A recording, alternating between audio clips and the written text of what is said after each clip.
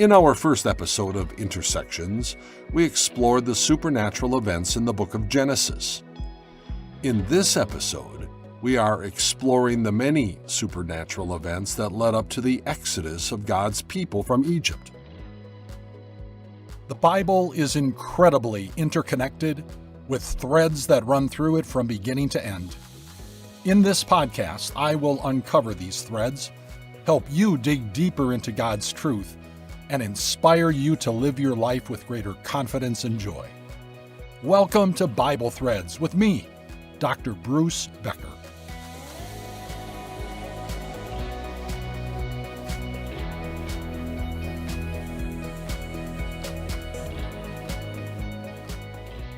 In this series, we are exploring where and when the supernatural spirit world intersected with the world of the Bible, and where a specific supernatural event occurred.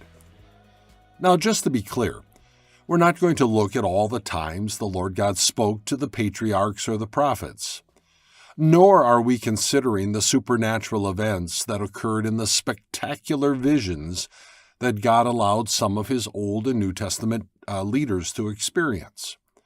The visions in the Bible are a topic for a podcast series all by themselves. And maybe someday we'll do a series on the visions. In the book of Exodus, the Lord God Himself showed up repeatedly to change the course of world events, especially to benefit His Old Testament chosen people, the descendants of Abraham, Isaac, and Jacob. Now recall that God changed Jacob's name to Israel, with his descendants being known as the Israelites. The book of Exodus begins with Pharaoh's plan to slow Israel's birth rate. Pharaoh was becoming concerned that the Israelites were becoming too numerous and therefore a potential threat to the nation of Egypt. Pharaoh's plan A involved increasing the workload for the Israelite men dramatically so that they would be too tired for sex when they went home. But that didn't work. Plan B involved telling midwives to kill any boy born to an Israelite woman. But since the midwives feared the Lord more than Pharaoh, that didn't happen either. Then in chapter 2, we hear about the birth of a boy, a special boy. The mother hid the boy for 3 months, but she became increasingly afraid that the boy would be discovered and subsequently killed. So she put him in a basket down by the Nile River, near to where Pharaoh's daughter came to bathe. Pharaoh's daughter spotted the boy and decided to give him a home in Pharaoh's palace. She named the boy Moses, a name that referred to him being drawn out of water. Moses grew up in Pharaoh's palace, but always knew that he was an Israelite. When he was 40 years old, he observed an Egyptian slave master beating an Israelite man. Moses killed the Egyptian and buried him in the sand, thinking that no one had seen him. But someone had. When word got out what Moses had done, he had to flee for his life. He left Egypt and went to live in Midian, a country east of the Sinai Peninsula. There he met a man by the name of Jethro, for whom he worked for the next 40 years. Because he agreed to stay and work, Jethro gave his daughter Zipporah to Moses as his wife. One day, when Moses was out in the desert tending the flocks, he noticed flames of fire within a bush. But the bush wasn't burning up. So Moses went to check it out. As Moses approached the burning bush, the Lord God called to Moses from within the bush, "Moses, Moses, do not come any closer. Take off your sandals, for the place where you are standing is holy ground. I am the God of your father, the God of Abraham, the God of Isaac, and the God of Jacob." Now Moses hid his face because he was afraid to look at God. The Lord went on to explain to Moses that he had seen the misery of his people in Egypt. He had heard the cries of the people because of their slave masters. and now he was going to rescue them. And the person to lead the rescue effort was going to be Moses. So now go, I am sending you to Pharaoh to bring my people, the Israelites, out of Egypt. Moses' response to the Lord's calling was one excuse after another. Moses said to God, Who am I that I should go to Pharaoh and bring the Israelites out of Egypt? And God said, I will be with you. And this will be a sign to you that it is I who have sent you. When you have brought the people out of Egypt, you will worship God on this mountain. Now, did you catch that? Moses would one day return to the very mountain where he encountered the Lord God speaking to him out of the burning bush. The mountain was named Mount Horeb, also known as Mount Sinai. The supernatural bush-burning event would be followed by other supernatural events on Mount Sinai to be witnessed not just by Moses, but by the people of Israel. Moses still wasn't sure about his role in all of this. He said, Suppose I go to the Israelites and say to them, The God of your fathers has sent me to you. And they ask me, What is his name? Then what shall I tell them? God said to Moses, I am who I am. This is what you are to say to the Israelites. I am has sent me to you. God told Moses, I am the I am God. I am Yahweh. I am the Lord. And then the Lord God gave Moses additional instructions about meeting with elders of Israel and going to Pharaoh. The Lord indicated that he would have to perform some supernatural wonders to convince Pharaoh to let God's people go. And finally, the Lord said he would make the Egyptians willing to give the Israelites gold, silver, and clothing. So that the Israelites would not leave Egypt empty-handed, the Lord told Moses, plunder the Egyptians. Moses continued with the excuses. What if they do not believe me or listen to me and say, The Lord did not appear to you? Then the Lord said, What is that in your hand? A staff, he replied. The Lord said, Throw it on the ground. Moses threw it on the ground, and it became a snake, and he ran from it. Then the Lord said to him, Reach out your hand and take it by the tail. So Moses reached out and took hold of the snake, and it turned back into a staff in his hand. This, said the Lord, is so that they may believe that the Lord, the God of their fathers, the God of Abraham, the God of Isaac, and the God of Jacob, has appeared to you. Then the Lord said, Put your hand inside your cloak. So Moses put his hand into his cloak, and when he took it out, the skin was leprous. It had become as white as snow. Now put it back into your cloak, he said. So Moses put his hand back into his cloak, and when he took it out, it was restored, like the rest of his flesh. Then the Lord said, If they do not believe you or pay attention to the first sign, they may believe the second. But if they do not believe these two signs or listen to you, take some water from the Nile and pour it on the dry ground. The water you take from the river will become blood on the ground. Moses' next excuse was to say that he wasn't a good speaker. Then he pleaded, Oh Lord, please send someone else to do it. This caused the Lord God to be angry with Moses. But here we also see the Lord's patience. The Lord promised to give Moses the words he needed, and besides, he would have his brother Aaron do the speaking to the people. In fact, brother Aaron was on his way to meet Moses at that very moment. Finally, the Lord told Moses, Take this staff in your hand so you can perform miraculous signs with it.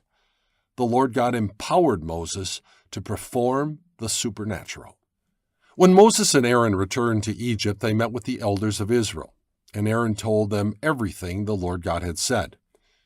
Then they spoke to the people, and Moses performed the miraculous signs that the Lord had shown to him. And the people believed. They bowed down and worshiped the Lord. Next was Moses and Aaron's visit to Pharaoh, where they asked to lead the Israelites on a 3-day journey out into the desert so that they could worship the Lord. Pharaoh refused to let God's people go.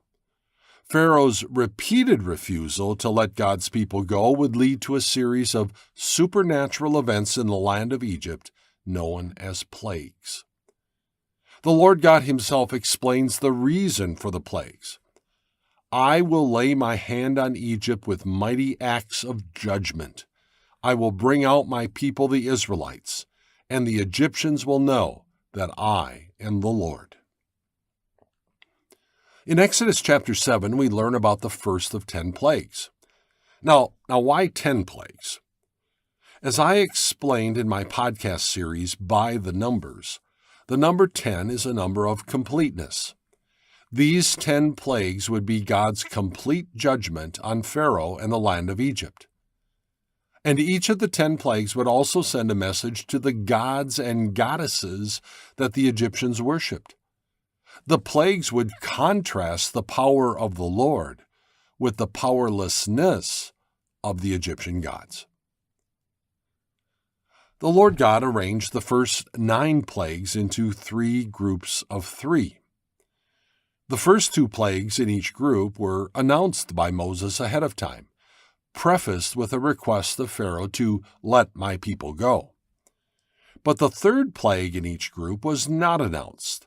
So plagues 3, 6, and 9 happened without any advance warning.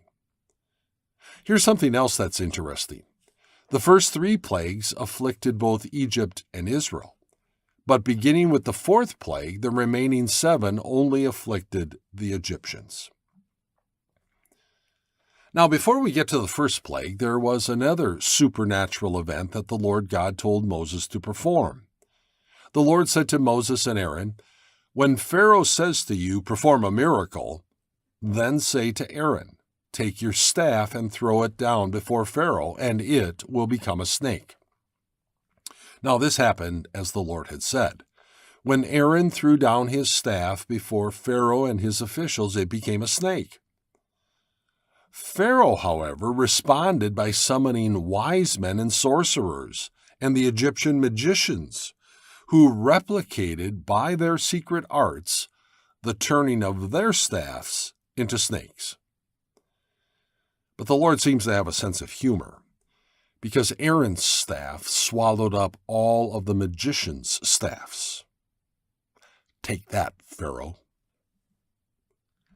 Because Pharaoh refused to let God's people go out into the desert to worship the Lord sent the first plague.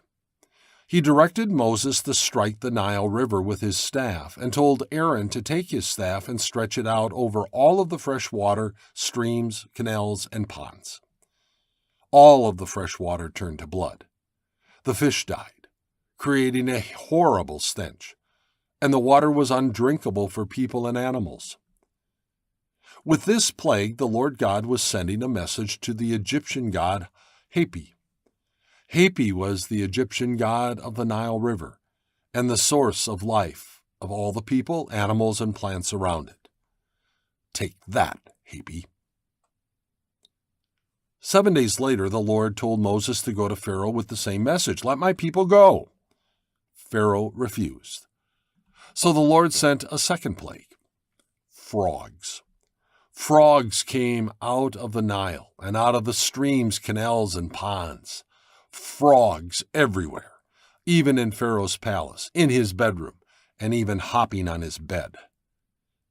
Pharaoh summoned Moses and Aaron. He told them that they could go out into the desert to worship if the frogs would leave. Moses prayed to the Lord to end the invasion of the frogs, and he did. They all died right there on the spot, whether they were in houses, courtyards, streets, or fields. So the Egyptians piled up the dead frogs, and the stench of dead frogs was overwhelming. But Pharaoh lied. He would not let God's people go. Do you know that the Egyptians had a goddess they worshiped by the name of Heket? Heket was visually represented in the form of a frog. To the Egyptians, the frog was an ancient symbol of fertility. Take that, Heket. The third plague, one which was not announced ahead of time, were gnats. The Lord instructed Moses to tell Aaron to stretch out his staff and strike the dust of the ground. The dust became gnats. In the first two plagues, Pharaoh's magicians, again using their secret arts, were able to turn water into blood and have frogs come out of the water. Now, we don't know how they did this, but when it came to the gnats, they were powerless. The conclusion they reached was that the plague of gnats was from the finger of God. With this plague, the Lord was undermining the Egyptians' god of the earth, who is known as Gabe. Take that, Gabe. The fourth plague was an invasion of flies, dense swarms of flies. With this plague, Moses and Aaron did not use their staffs, and with this plague, only the Egyptians, not the Israelites, had to endure it. This plague struck at the heart of one of the major Egyptian gods, Khepri. Khepri was the Egyptian god of creation, who was depicted as having the head of, guess what? A fly. Take that, Khepri. The fifth plague impacted the Egyptians' livestock: cattle, horses, donkeys, camels, sheep, and goats. Many of Egypt's animals died, but not one died from among the Israelites. This plague was likely against the Egyptian goddess Hathor, who was pictured as having the head of a cow. Take that, Hathor. Plague number 6 were festering boils on people and the remnant of animals in the land. Moses went before Pharaoh with a handful of soot or ashes from a furnace. Moses tossed the ashes into the air in Pharaoh's presence. Immediately the boils broke out throughout the land. We are told that even Pharaoh's magicians were afflicted with these boils, so much so that they had to leave the palace. This plague was probably against the Egyptian goddess of medicine, Isis. Isis was considered to be the one who taught the Egyptians the skill of reading and agriculture, and was worshipped as the goddess of medicine and wisdom. Take that, Isis. Again, Moses and Aaron went before Pharaoh with the Lord's request to let my people go.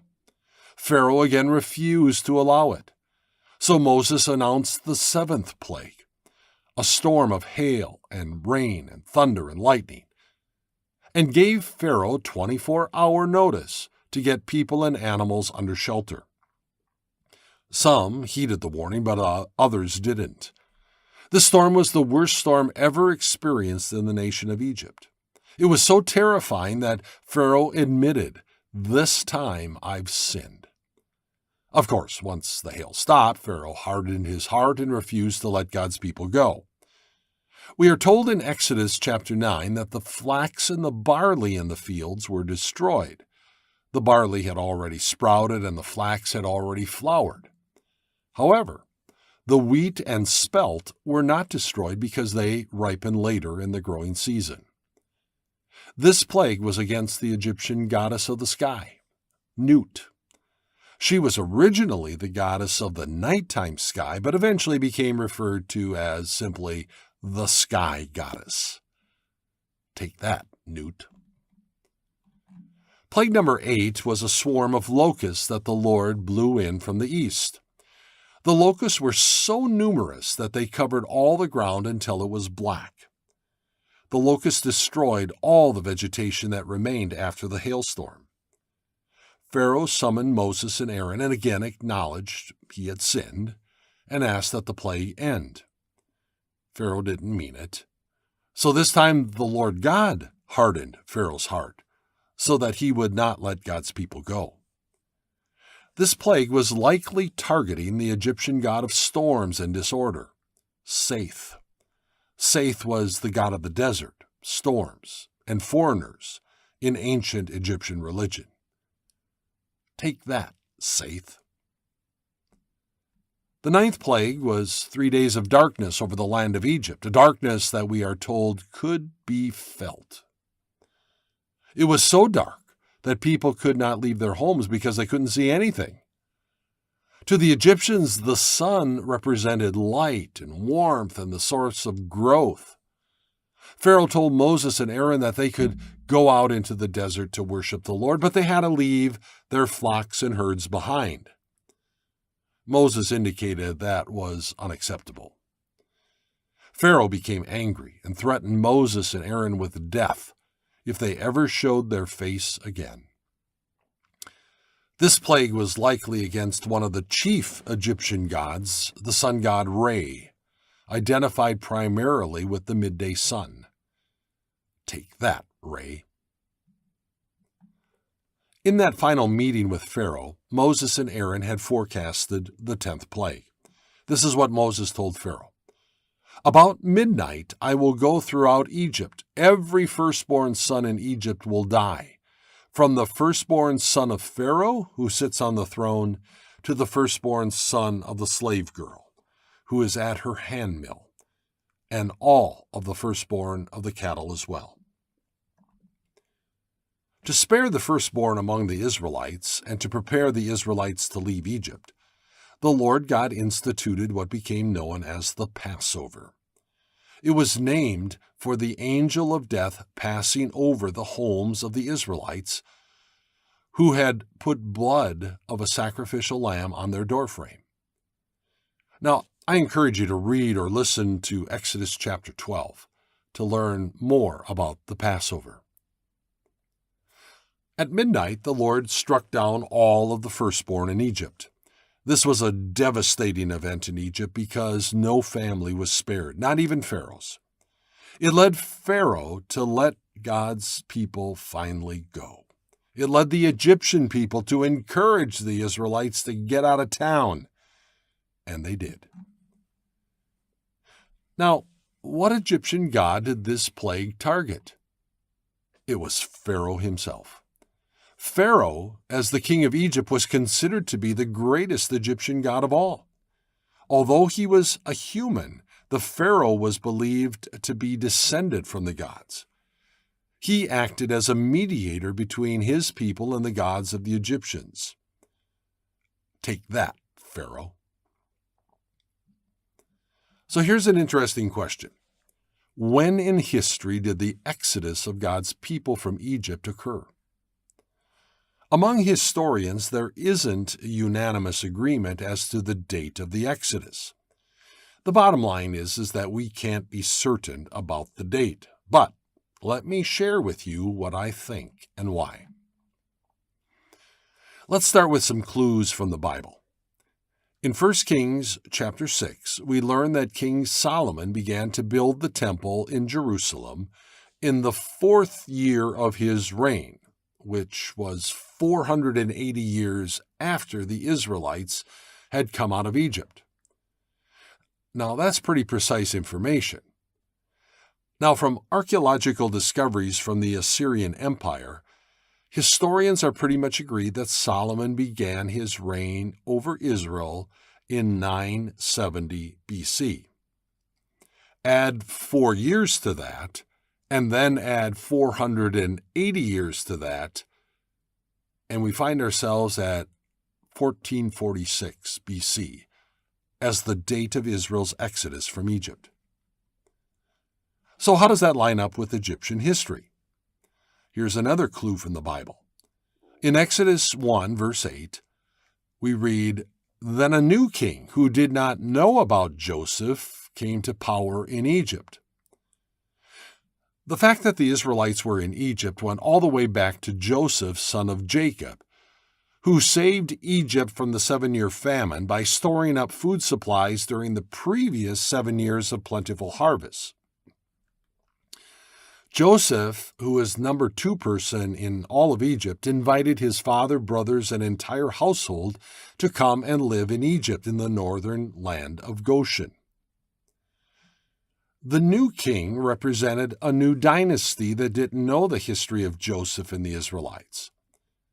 The ruling power during Joseph's life was the Hyksos, who ruled Egypt during the 16th century BC. The new dynasty that overthrew the Hyksos is known as the New Kingdom.